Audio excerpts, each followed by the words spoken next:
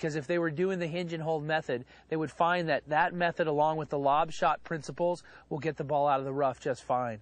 We're here in thick rough. The club will get buried up by the grass. You can see the ball is sitting down.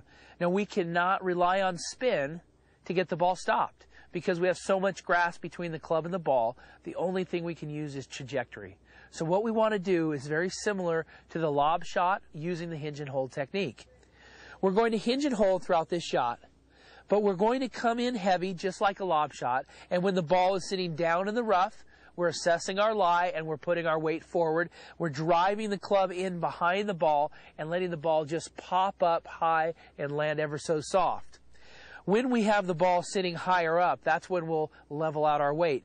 So very similar to the lob shot, we open up the face, our weight is forward, and we just plop down right behind the ball, and we get it to pop up ever so softly and release down to the hole.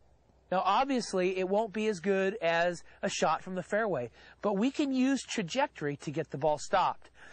Using those same principles, if the ball somehow sits up in the rough like this, we cannot use that method of driving the club into the ground. We'll go right underneath it. So again, using the same type of flop shot, lob shot principles, we level out our weight so that the bottom of the arc is shallow around the ball.